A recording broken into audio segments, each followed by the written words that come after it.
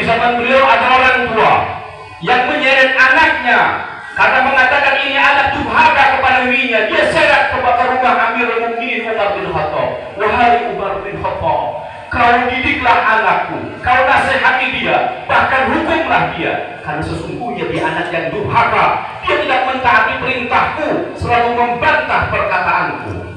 Umar mengatakan, apakah engkau telah mendidiknya? Apakah engkau telah memberi contoh yang baik kepadanya? Apakah engkau telah melaksanakan kewajibanmu sebagai orang tua? Dia mengatakan, apakah ada kewajiban orang tua selain memberi makan, minum, memberi pakaian, dan memberi rumah tinggal? Ada. Sesungguhnya Rasulullah mengatakan 3 kewajiban orang tua terhadap anaknya. Yang pertama, menjadi orang tua yang soleh dan solehah sebagai suri tauladan bagi anak-anaknya. Yang kedua, memberi nama yang baik bagi anak-anaknya karena nama adalah doa. Yang ketiga, mengajarkannya Al-Quran dan ilmu-ilmu agama Islam. Begitu 3 hal ini disebutkan, sang anak langsung mengatakan, ya Amirul Mukminin, ketahuilah, sesungguhnya kedua orang tuaku ini tidak pernah satupun mengajarkan 3 hal yang kau sebutkan nanti.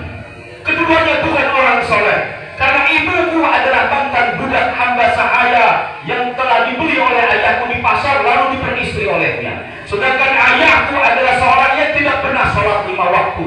Keduanya bukanlah tipe orang tua yang soleh dan soleha. Bahkan aku saat terlahir ke dunia, aku diberi nama dengan nama Ja'ran, yang artinya adalah kampret jantan.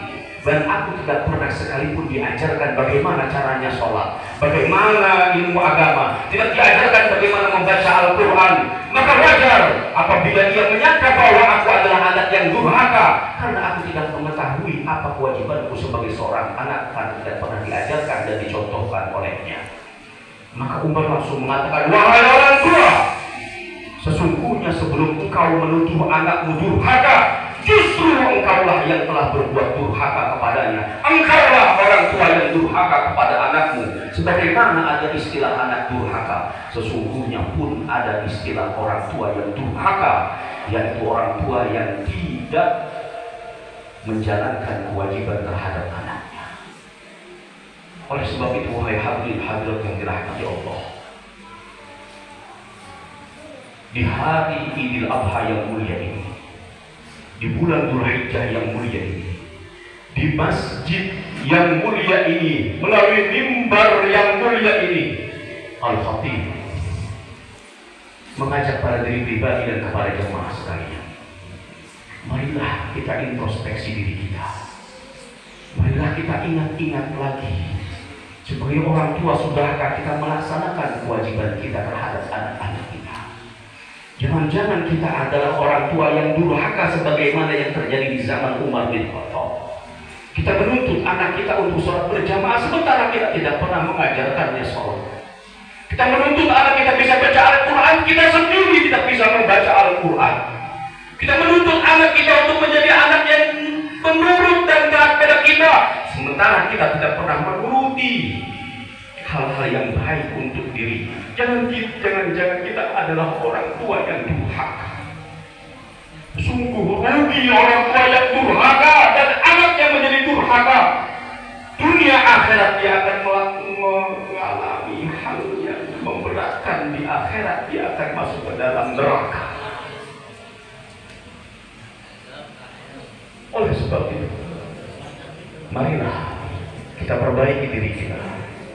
Momentum Idul Adha ini sebagaimana Nabi Ibrahim mencontohkan kepada keluarga dan anak-anak, memberi tempat tinggal di sekitar Ka'bah Baitullahil Haram, rumahnya Allah yang mulia.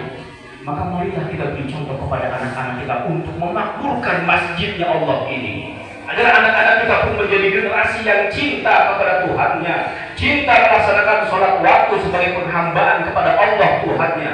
Maka dengan begitu terciptalah keluarga-keluarga yang robbani, keluarga-keluarga yang islami, yang kita sebagai orang tua menjadi orang tua yang berbakti pada anak, dan sebaliknya anak kita pun akan berbakti kepada diri kita. Semoga dengan begitu anak-anak kita menjadi anak-anak yang soleh dan solehah, dan kita menjadi orang tua yang mendapatkan syafaat mereka di hari kiamat nantinya. Amin. Amin ya rabbal alamin. In ahsanal kalam kalamul malikil adam wa biqawlihi yahtadil muhtadun. A'udzu billahi minasyaitonir rajim. Bismillahirrahmanirrahim. Wal 'asr innal insana lafi khusr illa alladziina aamanu wa 'amilus shalihaati wa tawassaw bil haqqi wa tawassaw bis sabr. Allahumma shalli ala sayyidina Muhammad wa ala ali sayyidina Muhammad. Allahu akbar, Allahu akbar, Allahu akbar, Allahu akbar, Allahu akbar, Allahu akbar, Allahu akbar, walillahil hamd. Alhamdulillah, ahmaduhu hamdan katsiran kama amar. Ashhadu an la ilaha illallah wahdahu la syarika la irghaman liman jahada bihi wa kafar. وأشهد أن سيدنا ونبينا محمدا عبده ورسوله سيد الخلائق والبشر. أما بعد فيا أيها الناس أوصيكم ونفسي بتقوى الله فقد فاز المتقون. واعلموا أن الله أمركم بأمر بدأ فيه بنفسه وثنى بملائكته المسبحة بكرسه وثلث بكم تكريما فقال إن الله وملائكته يصلون على النبي يا أيها الذين آمنوا صلوا عليه وسلموا تسليما. اللهم صل وسلم على سيدنا محمد وعلى